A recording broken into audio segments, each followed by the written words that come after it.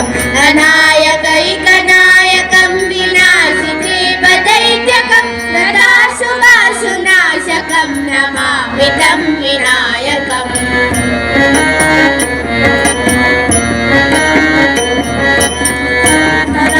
भीकरं नमोदितामहास्वरं नमस्तुरारिवेच्चरं नगाधिकापदुर्धरं सुरेश्वरं निधीश्वरं गजेश्वरं गणेश्वरं महेश्वरं तमाश्रये परात्परं निरन्तरम्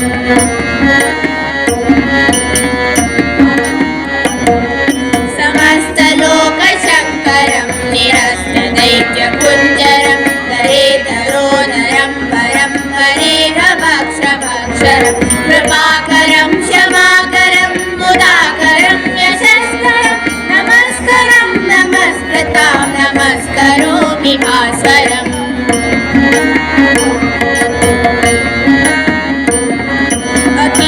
अकिञ्चनातिमाचनं चिरन्तनोऽतिभाजनं पुरारिपूर्वनन्दनं सुरारिगर्वचर्वणं प्रपञ्चनाशभीषणं धनञ्जयादिभूषणं कपोलदानवारणं भजे पुराणवारणम्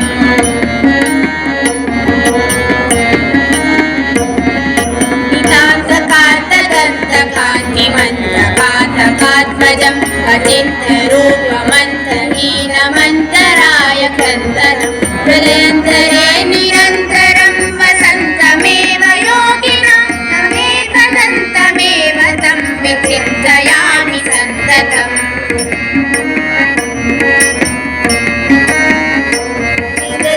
गुरुभ्यो नमः।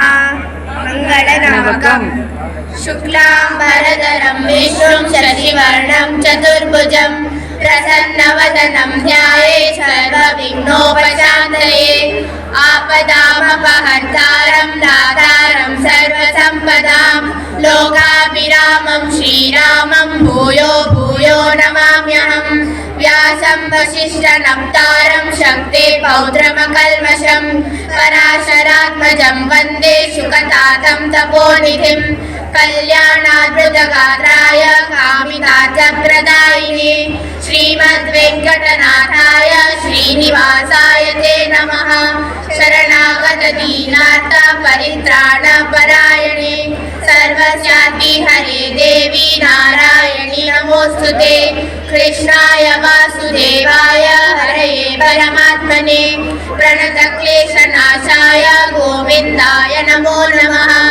अमीप्सितार्थसिद्ध्यर्थं पूजितो यः सुरासुरैः सर्वविघ्नहरस्तस्मै गणाधिपतये नमः। अञ्जनानन्दनं वीरं जानकीशोकनाशनं कपीशमक्षहन्तारं वन्दे लङ्काभयङ्करं। पक्षिराज नमस्तुभ्यं कृपादृशावलोकय देहि नस्तव दासेभ्य दया श्रद्धानि सद्गुणान्। पूर्णमिदं पूर्णात् पूर्णमुदच्यते पूर्णस्य पूर्णमादाय पूर्णमेवावशिष्यते। पञ्चदशोऽध्यायः। आनुवाच ऊर्ध्वमूलमधःशाखम् अश्वत्थं प्राहुरव्ययं छन्दांसि यस्य पर्णानि यस्तं वेद स वेदवेत्। अधश्चोर्ध्वं प्रसृता तस्य शाखा गुणप्रवृद्धा विषयप्रवालाः। अधश्च मूलान्यनुसन्ततानि कर्मानुबन्धीनि मनुष्यलोके। न रूपमस्येह ततोपलभ्यते नान्तो न चाधिर्न च सम्प्रतिष्ठा। अश्वत्थमेनं सुविरूढमूलम् असङ्गशस्त्रेण दृढेन चित्वा ततः पदं तत्परिमार्गितव्यं यस्मिन् गता न निवर्तन्ति भूयः। तमेव चाजं पुरुषं प्रपद्ये यतः प्रवृत्ति प्रसृता पुराणी। निर्माणमोहाजितसङ्गदोषा अध्यात्मनित्या विवर्तकामः। द्वन्द्वैर्विमुक्ता सुखदुःखसंज्ञैः गच्छन्त्यमूढा पदमव्ययं तत्। न तद्भासयते सूर्यो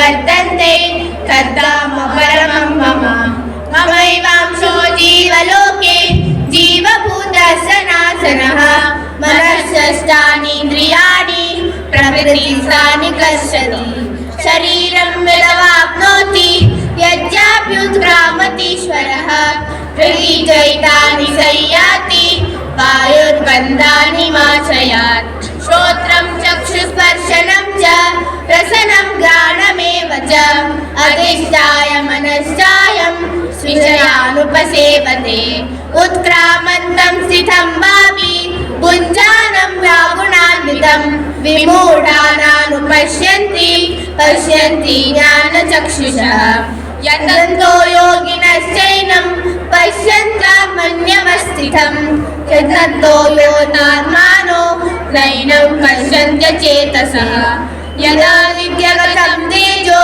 जगद्भासयतेऽखिलं यश्चन्द्रमसि यच्चाग्नो तत्तेजो विद्धि मामकम् गामाविश्य च भूतानि धारयाम्यहमोजसा पुष्णामि चौषधी सर्वा सोमो भूत्वा रसात्मकः अहं वैश्वानरो भूत्वा प्राणिनां देहमाश्रितः प्राणापानसमायुक्ता पचाम्यन्नं चतुर्विधम् सर्वस्य चाहं हृदि सन्निविष्टो मत्तः सति ज्ञानमरोहणं च वेदश्च सर्वैरहमेव वेद्यो वेदान्तकृद्वेदविदेव चाहम् त्वामिमौ पुरुषौ लोके क्षरश्चाक्षर एव च क्षरः सर्वाणि भूतानि कूटस्थोऽक्षर उच्यते उत्तमः पुरुषः स्वन्यः परमात्मेतु द्रावृतः यो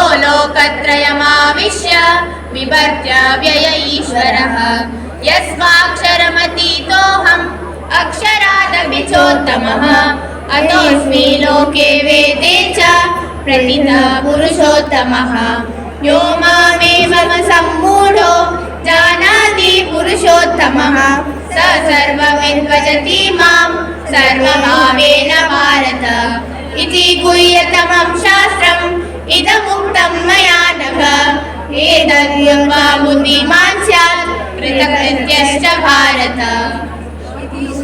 पुरुषोत्तमयोगो नाम पञ्चदशोऽध्यायः।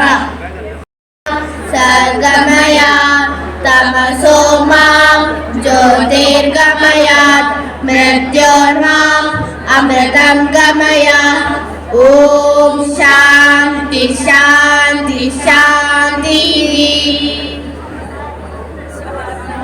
भवतु सहनौ भुनक्तु सह वीर्यं करवावहै तेजस्विनामधीतमस्तु मा विद्विषावहै।